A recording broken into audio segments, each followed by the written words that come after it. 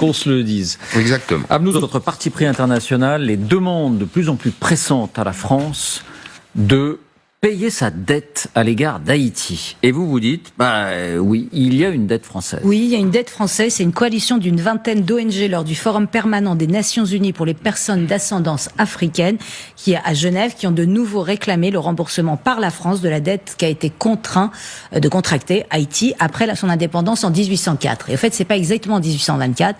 C'est en 1804, en 1825, Charles X, qui vient d'arriver sur le trône, se présente à Haïti et en gros leur dit soit c'est la guerre, soit vous payez. Eh bien, vous payez quoi? Vous payez une indemnité de 150 millions de francs or pour dédommager les anciens colons et, en plus de ça, petite cerise sur le gâteau, avec l'assurance d'échanges commerciaux privilégiés avec la France. Et parce qu'il faut faire ça bien, vous allez emprunter aux banques françaises, c'est ce qu'on appelle après la double dette. C'est le diable qui se mord la queue. Il y en a plein comme ça dans l'histoire d'Haïti. Alors la dette a été remboursée par Haïti en 1947. En 1947. Donc ils ont mis 120 ans. Exactement, à 21 milliards de dollars. Mais pour les partisans du remboursement, il y a eu 200 ans d'intérêt dont la France a bénéficié. Donc elle se montrait davantage à 150 voire 200 milliards. Alors c'est pas la première fois que c'était. Haïti a dû payer une dette à la France pour avoir osé déclarer son indépendance. Vous connaissez ma difficulté intellectuelle, morale, historique à regarder avec nos yeux d'aujourd'hui l'histoire. Encore une fois, l'histoire n'est pas bien ou mal elle est. On doit la comprendre, l'analyser, l'offrir pédagogiquement au plus grand nombre, mais on ne peut pas la réécrire, on ne peut pas la retordre dans l'autre sens. Elle est ce qu'elle est. Mais par contre, force est de constater que d'aller demander à la première République noire, et qui n'est pas n'importe quelle République noire ou pas noire d'ailleurs, Haïti, Toussaint Louverture, quand il lit la Déclaration des droits de l'homme et du citoyen, après la Révolution française, quand elle arrive entre ses mains Haïti, ce qu'il lit, il s'y reconnaît. Il dit, mais ça parle de moi ce texte, je suis né libre, je mérite la liberté. Et en faisant la révolution à Haïti, Toussaint Louverture a universalisé la Déclaration des droits de l'homme et la Révolution française. L'aspect universel, ce qui fait que c'est applicable partout et c'est revendicable par tous, ça vient d'Haïti et Toussaint Louverture. Donc c'est quand même pas rien. C'est extraordinaire. Moi j'ai une passion pour Toussaint Louverture, je conseille à tout le monde de lire d'Aimé Césaire sur Toussaint Louverture. Bref, donc c'est tout à fait injuste et cruel d'arriver et de dire vous avez été colonisé pendant toutes ces années-là. Donc maintenant vous êtes indépendant, vous avez gagné de votre indépendance, mais vous savez quoi? Vous allez payer des indemnités à ceux qui ont commis cette injustice. Alors même avec les réserves que je peux avoir dans la réécriture historique, ça va quand même. Donc je pense que quand même il y a une légitimité. Mais j'ai deux mais. La première, c'est qu'on doit aussi faire payer les Américains. Parce que tout le monde a oublié cette affaire. Mais en 1914, un groupe d'Américains débarque à Haïti, pique 500 000 $ de la Banque nationale d'Haïti, les ramène aux États-Unis, pose avec, et s'installe à domicile avec l'armée américaine jusqu'en 1934, réinstaure le travail obligatoire, tire à vue sur les fugitifs, et à son départ, c'est-à-dire au moment et après, en 1934, il part et jusqu'en 47, il demande à Haïti de rembourser la dette que les Haïtiens ont été obligés de contracter du fait de l'invasion américaine.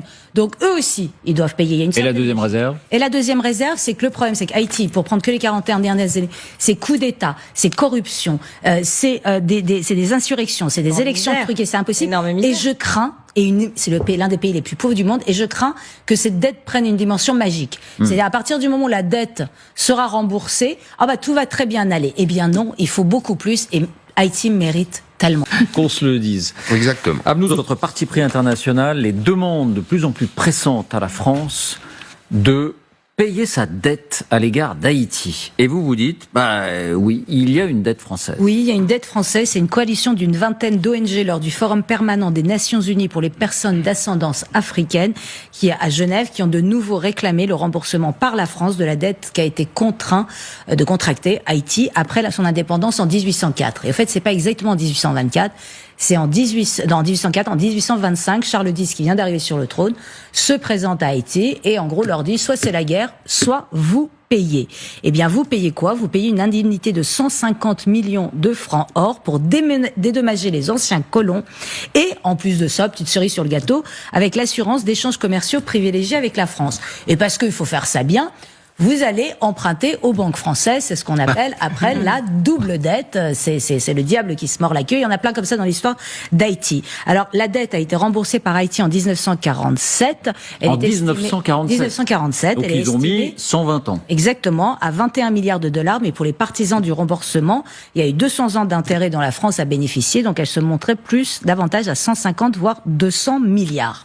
Alors c'est pas la première fois que c'était. Haïti a dû payer une dette à la France pour avoir osé déclarer son indépendance. Vous connaissez ma difficulté intellectuelle, morale, historique à regarder avec nos yeux d'aujourd'hui l'histoire. Encore une fois, l'histoire n'est pas bien ou mal ailée. On doit la comprendre, l'analyser, l'offrir pédagogiquement au plus grand nombre, mais on ne peut pas la réécrire, on ne peut pas la retordre dans l'autre sens. Elle est ce qu'elle est. Mais par contre, force est de constater que d'aller demander à la première République noire, et qui n'est pas n'importe quelle République noire ou pas noire d'ailleurs, Haïti, Toussaint Louverture, quand il lit la Déclaration des droits de l'homme et du citoyen, après la Révolution française, quand elle arrive entre ses mains Haïti, ce qu'il lit, il s'y reconnaît.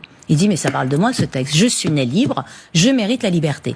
Et en faisant la révolution à Haïti, Toussaint Louverture a universalisé la Déclaration des droits de l'homme et la Révolution française. L'aspect universel, ce qui fait que c'est applicable partout et c'est revendicable par tous, ça vient d'Haïti et Toussaint Louverture.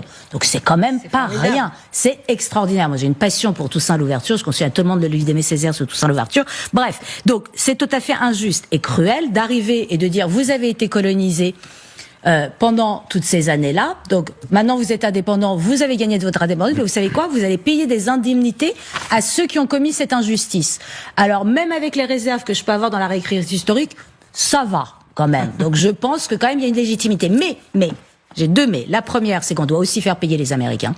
Parce que tout le monde a oublié cette affaire. Mais en 1914, un groupe d'Américains débarque à Haïti, pique 500 000 $ de la Banque nationale d'Haïti, les ramène aux États-Unis, pose avec, et s'installe à domicile avec l'armée américaine jusqu'en 1934, réinstaure le travail obligatoire, tire à vue sur les fugitifs, et à son départ, c'est-à-dire au moment et après, en 1934, il part et jusqu'en 47, il demande à Haïti de rembourser la dette que les Haïtiens ont été obligés de contracter du fait de l'invasion américaine. Donc eux aussi, ils doivent payer. Il y a une et la deuxième réserve? Et la deuxième réserve, c'est que le problème, c'est qu'Haïti, pour prendre que les 41 dernières années, c'est coup d'État, c'est corruption, c'est des insurrections, c'est des élections truquées, c'est impossible. Et je crains, c'est l'un des pays les plus pauvres du monde, et je crains que cette dette prenne une dimension magique. C'est-à-dire à partir du moment où la dette sera remboursée, tout va très bien aller. Eh bien non, il faut beaucoup plus, et Haïti mérite tellement. Qu'on se le dise. Exactement. Nous, notre parti pris international, les demandes de plus en plus pressantes à la France de payer sa dette à l'égard d'Haïti. Et vous vous dites, oui, il y a une dette française. Oui, il y a une dette française. C'est une coalition d'une vingtaine d'ONG lors du Forum permanent des Nations Unies pour les personnes d'ascendance africaine, qui est à Genève, qui ont de nouveau réclamé le remboursement par la France de la dette qu'a été contraint de contracter Haïti après son indépendance en 1804. Et en fait, c'est pas exactement en 1824. C'est en 1804, en 1825, Charles X, qui vient d'arriver sur le trône, se présente à Haïti et en gros leur dit soit c'est la guerre, soit vous payez. Eh bien, vous payez quoi? Vous payez une indemnité de 150 millions de francs or pour dédommager les anciens colons et, en plus de ça, petite cerise sur le gâteau, avec l'assurance d'échanges commerciaux privilégiés avec la France. Et parce qu'il faut faire ça bien, vous allez emprunter aux banques françaises, c'est ce qu'on appelle après la double dette. C'est le diable qui se mord la queue. Il y en a plein comme ça dans l'histoire d'Haïti. Alors la dette a été remboursée par Haïti en 1947. En 1947. Donc ils ont mis 120 ans. Exactement, à 21 milliards de dollars. Mais pour les partisans du remboursement, il y a eu 200 ans d'intérêt dont la France a bénéficié. Donc elle se montrait davantage à 150 voire 200 milliards. Alors c'est pas la première fois que c'était. Haïti a dû payer une dette à la France pour avoir osé déclarer son indépendance. Vous connaissez ma difficulté intellectuelle, morale, historique à regarder avec nos yeux d'aujourd'hui l'histoire. Encore une fois, l'histoire n'est pas bien ou mal ailée. On doit la comprendre, l'analyser, l'offrir pédagogiquement au plus grand nombre, mais on ne peut pas la réécrire, on ne peut pas la retordre dans l'autre sens. Elle est ce qu'elle est. Mais par contre, force est de constater que d'aller demander à la première République noire, et qui n'est pas n'importe quelle République noire ou pas noire d'ailleurs, Haïti, Toussaint Louverture, quand il lit la Déclaration des droits de l'homme et du citoyen, après la Révolution française, quand elle arrive entre ses mains Haïti, ce qu'il lit, il s'y reconnaît. Il dit, mais ça parle de moi, ce texte. Je suis né libre, je mérite la liberté. Et en faisant la révolution à Haïti, Toussaint Louverture a universalisé la Déclaration des droits de l'homme et la Révolution française. L'aspect universel, ce qui fait que c'est applicable partout et c'est revendicable par tous, ça vient d'Haïti et Toussaint Louverture. Donc c'est quand même pas rien. C'est extraordinaire. Moi j'ai une passion pour Toussaint Louverture. Je conseille à tout le monde de lire d'Aimé Césaire sur Toussaint Louverture. Bref, donc c'est tout à fait injuste et cruel d'arriver et de dire vous avez été colonisé pendant toutes ces années-là. Donc maintenant vous êtes indépendant, vous avez gagné de votre indépendance, mais vous savez quoi? Vous allez payer des indemnités à ceux qui ont commis cette injustice. Alors même avec les réserves que je peux avoir dans la réécriture historique, ça va quand même. Donc je pense que quand même il y a une légitimité. Mais j'ai deux mais. La première, c'est qu'on doit aussi faire payer les Américains. Parce que tout le monde a oublié cette affaire. Mais en 1914, un groupe d'Américains débarque à Haïti, pique 500 000 $ de la Banque nationale d'Haïti, les ramène aux États-Unis, pose avec, et s'installe à domicile avec l'armée américaine jusqu'en 1934, réinstaure le travail obligatoire, tire à vue sur les fugitifs, et à son départ, c'est-à-dire au moment, et après, en 1934, il part, et jusqu'en 47, il demande à Haïti de rembourser la dette que les Haïtiens ont été obligés de contracter du fait de l'invasion américaine. Donc eux aussi, ils doivent payer. Et la deuxième réserve? Et la deuxième réserve, c'est que le problème, c'est qu'Haïti, pour prendre que les 41 dernières années, c'est coup d'État, c'est corruption, c'est des insurrections, c'est des élections truquées, c'est impossible. Et je crains, c'est l'un des pays les plus pauvres du monde, et je crains que cette dette prenne une dimension magique. C'est-à-dire à partir du moment où la dette sera remboursée, tout va très bien aller. Eh bien non, il faut beaucoup plus, et Haïti mérite tellement. Qu'on se le dise. Exactement. À nous, notre parti pris international, les demandes de plus en plus pressantes à la France de payer sa dette à l'égard d'Haïti. Et vous vous dites, oui, il y a une dette française. Oui, il y a une dette française. C'est une coalition d'une vingtaine d'ONG lors du Forum permanent des Nations Unies pour les personnes d'ascendance africaine, qui est à Genève, qui ont de nouveau réclamé le remboursement par la France de la dette qu'a été contraint de contracter Haïti après son indépendance en 1804. Et en fait, c'est pas exactement en 1824. C'est en 1804, en 1825, Charles X, qui vient d'arriver sur le trône, se présente à Haïti et en gros leur dit soit c'est la guerre, soit vous payez. Eh bien, vous payez quoi? Vous payez une indemnité de 150 millions de francs or pour dédommager les anciens colons et, en plus de ça, petite cerise sur le gâteau, avec l'assurance d'échanges commerciaux privilégiés avec la France. Et parce qu'il faut faire ça bien, vous allez emprunter aux banques françaises, c'est ce qu'on appelle après la double dette. C'est le diable qui se mord la queue. Il y en a plein comme ça dans l'histoire d'Haïti. Alors la dette a été remboursée par Haïti en 1947. En 1947. Donc ils ont mis 120 ans. Exactement, à 21 milliards de $. Mais pour les partisans du remboursement, il y a eu 200 ans d'intérêt dont la France a bénéficié. Donc elle se montrait davantage à 150 voire 200 milliards. Alors c'est pas la première fois que c'était. Haïti a dû payer une dette à la France pour avoir osé déclarer son indépendance. Vous connaissez ma difficulté intellectuelle, morale, historique à regarder avec nos yeux d'aujourd'hui l'histoire. Encore une fois, l'histoire n'est pas bien ou mal ailée. On doit la comprendre, l'analyser, l'offrir pédagogiquement au plus grand nombre, mais on ne peut pas la réécrire, on ne peut pas la retordre dans l'autre sens. Elle est ce qu'elle est. Mais par contre, force est de constater que d'aller demander à la première République noire, et qui n'est pas n'importe quelle République noire ou pas noire d'ailleurs, Haïti, Toussaint Louverture, quand il lit la Déclaration des droits de l'homme et du citoyen, après la Révolution française, quand elle arrive entre ses mains Haïti, ce qu'il lit, il s'y reconnaît. Il dit, mais ça parle de moi, ce texte. Je suis né libre, je mérite la liberté. Et en faisant la révolution à Haïti, Toussaint Louverture a universalisé la Déclaration des droits de l'homme et la Révolution française. L'aspect universel, ce qui fait que c'est applicable partout et c'est revendicable par tous, ça vient d'Haïti et Toussaint Louverture.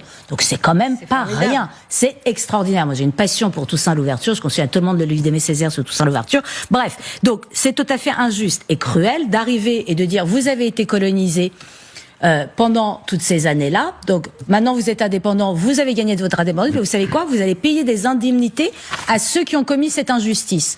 Alors même avec les réserves que je peux avoir dans la réécriture historique, ça va quand même. Donc je pense que quand même il y a une légitimité. Mais j'ai deux mais. La première, c'est qu'on doit aussi faire payer les Américains. Parce que tout le monde a oublié cette affaire. Mais en 1914, un groupe d'Américains débarque à Haïti, pique 500 000 $ de la Banque nationale d'Haïti, les ramène aux États-Unis, pose avec, et s'installe à domicile avec l'armée américaine jusqu'en 1934, réinstaure le travail obligatoire, tire à vue sur les fugitifs, et à son départ, c'est-à-dire au moment et après, en 1934, ils partent et jusqu'en 47, ils demandent à Haïti de rembourser la dette que les Haïtiens ont été obligés de contracter du fait de l'invasion américaine.